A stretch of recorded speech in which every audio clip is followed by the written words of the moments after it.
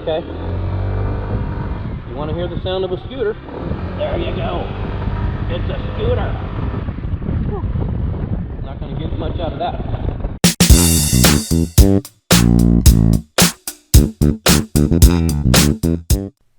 Hey, how's it going, everyone? Thanks for checking out the video. I was kind of giving a little teaser about the engine noise on the ADV 150. I appreciate all the comments and everything on YouTube that people leave. That's kind of refreshing to know that people are enjoying the videos, and the content that I'm putting out there is hopefully useful for someone. But I've had a few requests now that people actually enjoy hearing the engine noise of a scooter. It does have a good tone to it, I agree. I just don't have the proper equipment, I guess you could say, to not record my voice and the engine noise at the same time.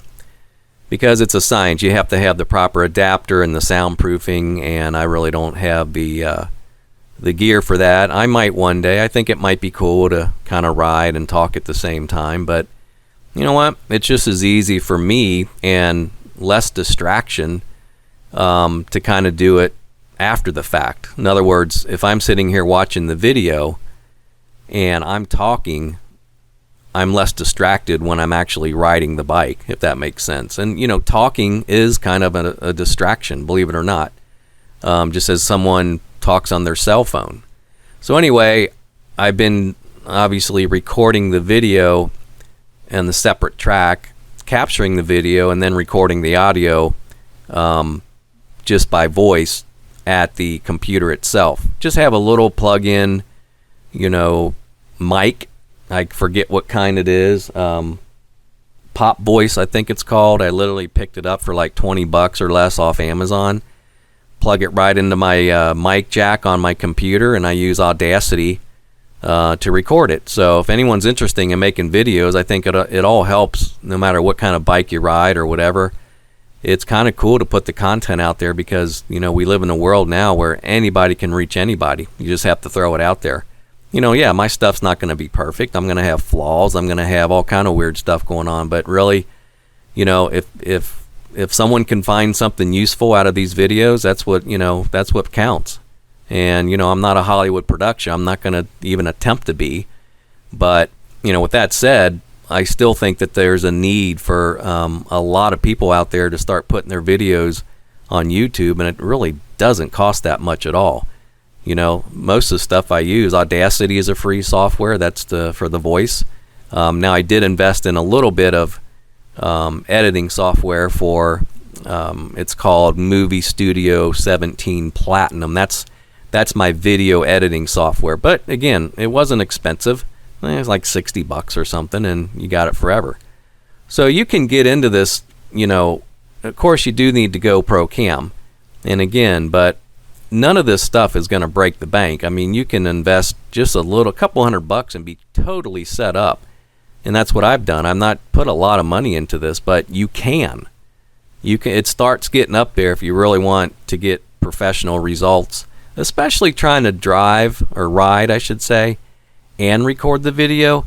Yeah, that gets a little pricey because, to do it really good where you don't have a lot of background noise or wind noise, I feel that you got to put some money into that. And there's certainly tools out there that you can do that. But anyway, I'm frugal. I don't have a money tree in the backyard like some of these people on YouTube that seems like they have every gadget and every vehicle known to man. Be nice, but I don't. So I gotta make do with what I have. I don't know what's going on, but I think you can hear me. So yeah, see, I'll have a hiccup once in a while. I was recording the video. Let me try something here real quick.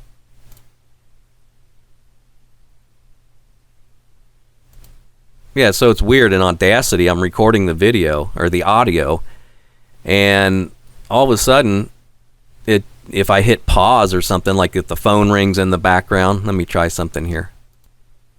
Oh, that's interesting.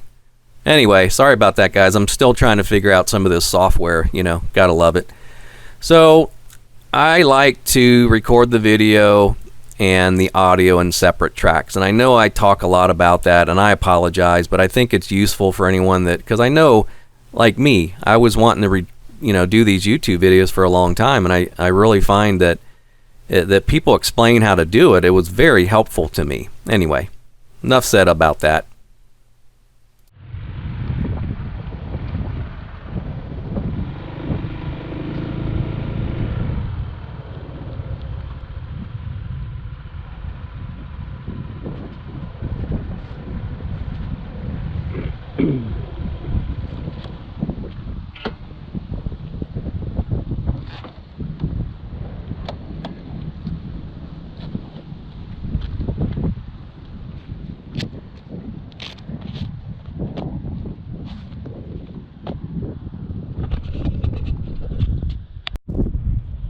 Hey guys, how you doing?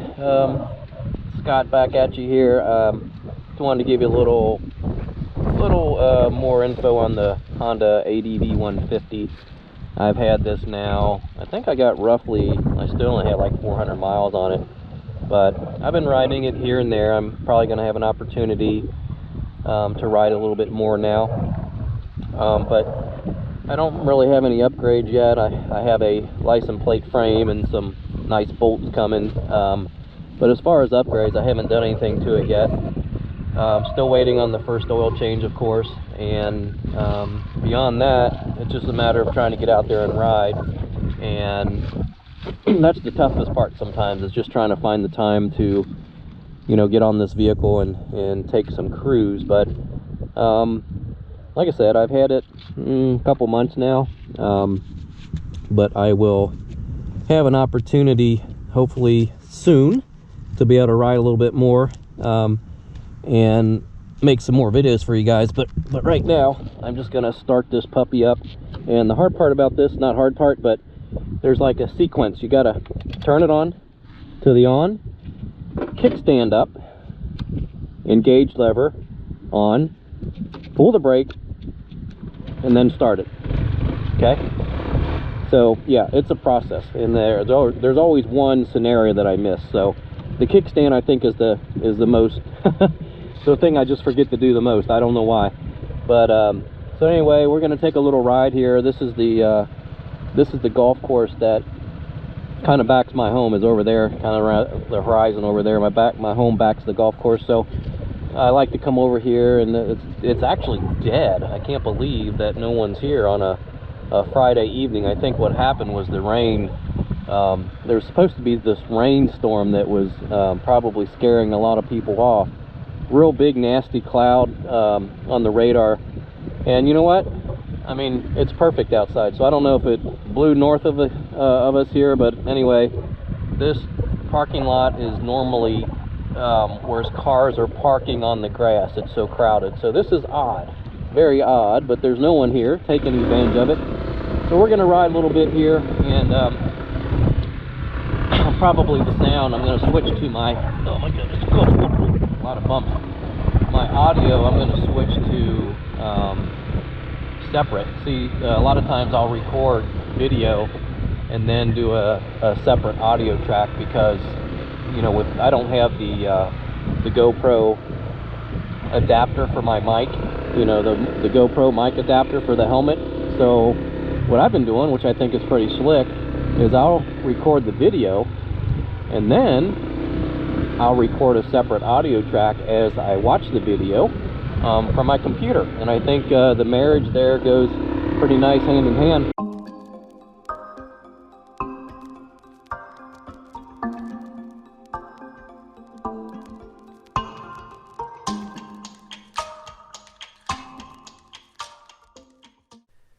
Okay, so enough about me jibber jabbering about my audio and visual. I had somebody leave a comment on YouTube that I talk too much about my audio video. I get it, I understand, but you know what? That's just my living. I'm actually part of a help desk team, so I'm always into technology and whatnot. So, when you run a help desk and you deal with technology all day long, you kind of mentally are kind of always in that mode, so forgive me. But let's get back to the ADV 150. Why do I like it? Well, If you watch some of my other videos, it's a progression. I've only had it, like I said, a few months, and I haven't ridden it like some people do. Oh my goodness. It's not an excuse, but I simply don't have the time in a lot of cases, dealing with some personal issues and stuff. So it's very difficult for me to ride right now, but I do every chance I can. And now with cooler weather getting here, it's going to present it even more difficult, but deal with it as it comes. I'll try to just get some better, warmer gear. But anyway, I keep showing my feet here in these videos because the foot position on this thing is pretty cool. I have, like I'm about 5'7", so I'm not a tall guy. And being shorter is probably a good benefit for this bike because since it doesn't have pegs, to rest the feet on, you got these floor panels, the side panels here on the ADV, and where the floorboards go, they also kind of go up in the air some. So I can stretch my legs out almost full extension and still keep them on the kind of the upper part of the floorboards, which is nice. Now, I would say if you're a taller individual, maybe you have longer legs. I think the inseam I have is like 30 inches, so it's not long at all. But if someone had, like, if you were 6 foot tall or if you had long legs, I don't know how comfortable this scooter would be for somebody who's taller. I really don't. I don't know if I would want it because especially if you ride more than 20-30 minutes, that might get a little cramped for you. So if you are a taller individual and you're considering the ADV 150, yeah, you may want to do yourself a huge favor and sit on one of these things and take it off the center stand and just see how you feel on it, because when you're riding there's not a lot of room for long legs, I wouldn't think. So just keep that in mind. But overall, I like it. I mean, it fits me fine. Being like 5'7", like I said, I think it's the perfect fit. The seat, there's a natural hump in the seat, and if you go online and you get into some of the Facebook groups and some of the YouTube videos, there's a lot of talk about this seat. They don't like the hump in the seat. I don't like the hump. I removed the hump. I mean, I don't have a problem with it, again, because it's my size. I mean, I think it's perfect. The hump of the seat I'm talking about has a natural little flow to it. So right at the back of the butt there's this little hump, and to me, it's in the actual perfect spot. But again, I'm only 5'7". So again, if you're taller, yeah, you may not like the hump, and that's okay. There's custom seats you can buy online. You can buy them in the U.S. You can buy them in Thailand. They're all over the place. And some folks have even gone to the extent of removing the seat cover and taking the hump out, which I think is just extra foam or something. And then they purchased this aftermarket seat cover. So there's ways to do it, but I don't know. I think if you're just taller and you still want a scooter, instead of going through all that trouble, maybe look at other models, make other manufacturers. I mean, the Honda ADV 150 is an awesome machine. Don't get me wrong, but if you're tall, you might want to shop around more. I would really recommend that, because the ADV just doesn't seem like it's designed for very tall people, and I don't know why. I mean, maybe it's just my imagination, but I don't know. But yeah, I'm happy with it. As you can see, I just ride around the local areas. I don't really extend myself to go too far. I mean, I know guys online that are probably hearing me right now that they will ride like 400 miles in a day. I'm like, oh my goodness. I mean, I can't even imagine that. But I might try it one day if I ever get an opportunity to be away that long. It might be worthwhile to do. But for now, I just ride around. This is a park that, what you're seeing now in the video is a park that's like literally 5 minutes from my house. So I live near a golf course. I live near a park. Great Miami River runs right through, kind of near my hometown. So there's a lot of nice opportunity to kind of stretch my legs, no pun intended, and to ride in some areas where it's less populated. I mean, this park is nice. As you can see, it's It's pretty dead. There's not a lot of people here. Now on a beautiful day, on make a Saturday or something, yeah, you might, this park is a little more crowded, but since the cooler weather's starting to come, you don't see too many people out. People are afraid of cold weather. They like shiver in their homes or something. There's not a lot of activity in Ohio when it starts getting cold outside, and that's good. I mean, hell, at night it's quiet. I come home in the wintertime, and especially when the clocks get set back, it gets dark at like 5:30 in the afternoon, and you don't hear a peep from anybody. It's like cabin fever. They go in their homes and they shiver, and they don't come out till spring. Kind of interesting. Not a lot of outdoors people in Ohio as far as the city. I mean, people don't like the cold, and I'm not really a fan of cold either. But I was checking my rear view, my side mirror there, because I wanted to make sure my GoPro camera was still recording. Anyway, yeah, I mean, I can't give the ADV 150 enough praise. I mean, it's a great machine. It's quiet. It does everything I need it to do. I think I'm right at about 400 miles right now, and I think the first oil change is, I want to believe, like either 600 miles or 900 miles. I think it's 600 miles. I'm going to do mine probably at 600. Actually, in fact, I'm going to change my oil before I winterize this thing, because I'm not one of these people that's going to want to go ride in 20-degree weather. No thanks. I don't like cold that much. I mean, I'll get my cager for that. But as far as riding this thing when it gets below like maybe 40 degrees, nah, no desire. So I'll probably do the oil change even before it hits, of course, 600 miles, which is fine. I've had it long enough and ridden it long enough where it's going to be due for an oil change here in another month or so. And then I'll do the oil change, just, ride it just a little bit, kind of get the new oil circulated a little bit, and then probably just keep it in garage after that and winterize it. I'm not a lot to do about winterizing. I'm going to remove the battery, of course, and I'm going to keep the battery indoors, because I'm not going to leave the battery in the actual bike all winter long. I'm going to keep it indoors and then do a trickle charge on it once in a while and keep the battery fresh. That keeps it lasting longer. But really, when you winterize these things, I've read that there's not a whole lot of production you got to go through. Just, probably a good idea to change the oil.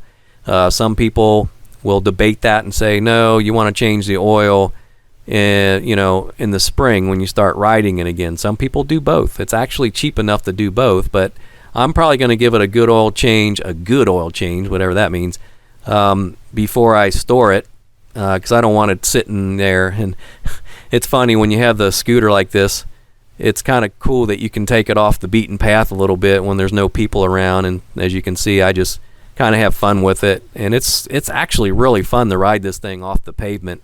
So I'll go up to the park and I'll just kind of, especially when there's nobody around like it is here, I'll go off and I'll ride it around in the field a little bit, in the trees. And hell, if somebody even sees me, they don't really make a big stink about it. It's so quiet and not intrusive at all, so you can get away with that. But anyway, getting back to the oil change, I'll do that and take the battery out. And I think what I'll do is, I'm not real sure about the fuel stability yet, the stabilizer. I think I might have to research that a little bit. But you know how you do a lawnmower where you put the fuel stabilizer in it? I don't think that is needed for a motorbike like this. But again, if anyone knows, leave a comment. I got to find out a little bit more about that. Because it's if that helps keep, some people even say drain the gas, but I don't think I'm going to do that. I'm just going to keep maybe some stabilizer in the fuel tank. I don't know. Again, leave me a comment if you think there's a better way to do that. I'm all ears, man. I'll do whatever, because it's cheap enough to do whatever, even if I have to drain it. But I think it's probably better to leave fuel in the tank and maybe use a stabilizer like you do your lawn equipment. I don't know. Maybe it's not needed on these type of engines. Anyway, it'd be good to know. So yeah, this park is near me. I like to go ride, and here's actually that path on the right that you see there is where I ride my bike. And that path on the right will actually go from this little parking area right here on the right for literally like 10 miles down along the Great Miami River. So that if you're in the like bike riding and you live in the Cincinnati area, Ohio, it's called the Great Miami River Trail. I think, I did a video on YouTube about it where it's a long one. It's like a 2-hour video, but I filmed the whole path down and back on my bicycle, if you're interested in something like that. Anyway, so now I'm back on the beaten path here, and what I'm going to do here is probably shut up for a while, play a little bit of music, but again, let me know in the comments how you normally store your motorcycles as far as winterizing them. I'd be very curious to know, okay? I'll be back here shortly.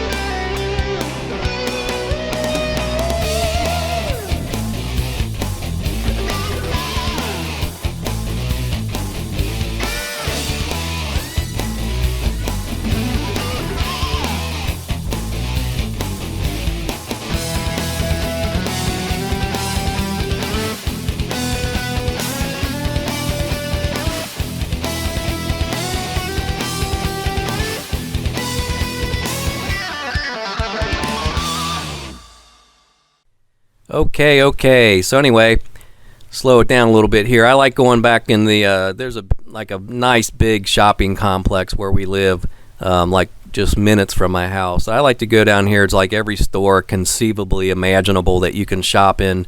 So we live, as you can tell, in a very populated area. Major city, live about 25 north of Cincinnati, Ohio. And, so yeah, we're in a very like suburban, like middle class type area, which is great. But there's a lot of people around us, so I'm used to it. A lot of folks that I watch their videos, they live in more rural areas where they're out in the sticks, I call it. And anyway, it's really cool to ride there too. But I don't know. I guess I'm just, this thing, by the way, gets a lot of attention.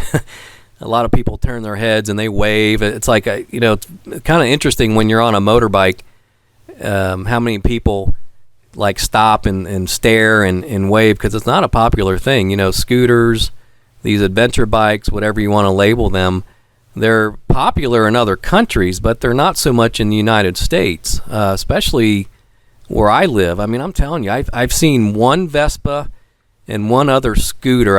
I don't remember the brand.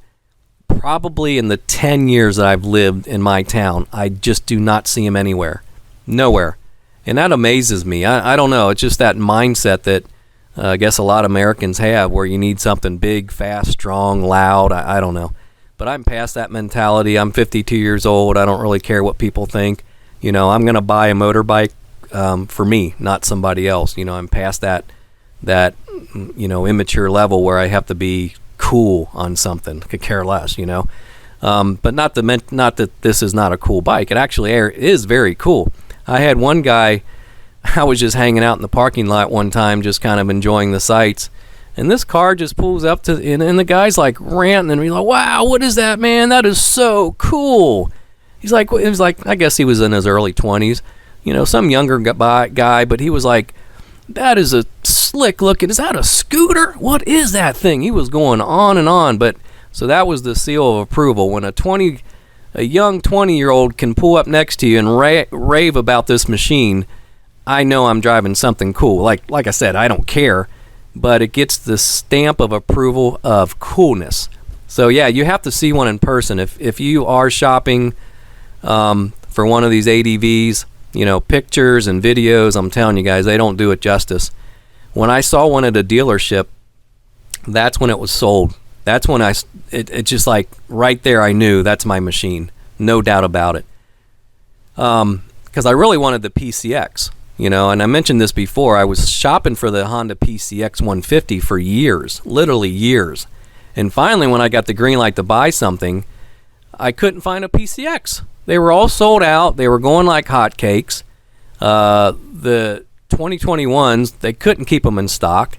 And I'm like, why can't you keep them in stock? I haven't seen a scooter where I live in like 10 years. So I don't know where these people are hiding, when they buy these PCX, but I literally couldn't find one anywhere on a local level. They would sell out immediately.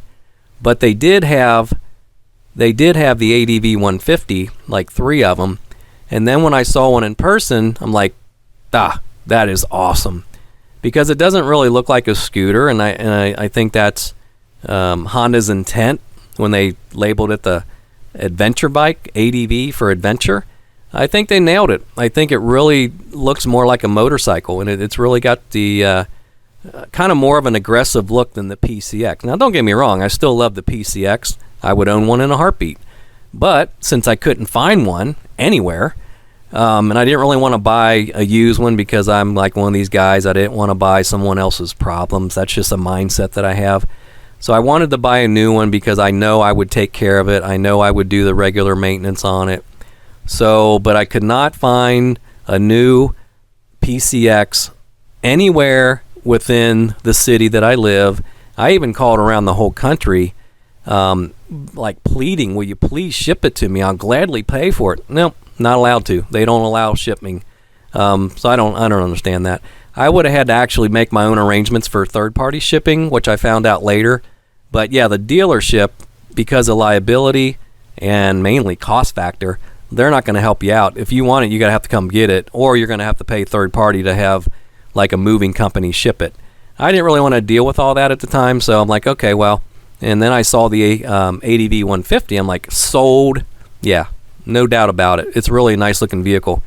So if you're watching my videos and you're interested in an ADV 150, just go do yourself justice and go look at one. You have to see one in person. Trust me, you have to sit on it. You have to, especially get a feel for the leg length. And depending on your height and weight, is it going to be the right bike for you? I'm about 5'7", 200 pounds, and I've never once, being 200 pounds, felt that I hindered this vehicle at all. I keep calling it a vehicle, I'm sorry, this motorbike at all. It has plenty of acceleration, and the 200 pounds is not even a factor. Because I know there's some guys that weigh $150. Must be nice, right? But if you weigh $150, yeah, you might be able to get, the limiter to 67 mile per hour rev limiter that these have, and you might be able to hit that quicker, but I still have gotten this thing up to 66. And might take me a few seconds longer, but I don't have any reason to go that fast. I really don't. I didn't buy it for speed, or I would have bought something else. But I just love getting on it, twisting and going, and driving around the back roads, and it's a great stress relief for me.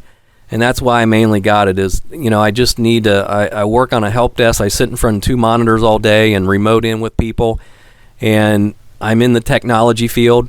Been with my organization over 2 decades. So I'm like, you know what? I want something that I can get out. I can get a little bit of stress relief, and I can just get out there and just kind of veg out for a while. And this fits the bill perfectly. So thanks again for checking out my videos. If you want to leave a comment, please do so. I enjoy reading them all. I answer every single comment because I'm not big time or anything. So I do pay attention to my YouTube, and I don't pay anybody else to do it, so there's that. But anyway, take care, leave a comment, and we'll chat at you later.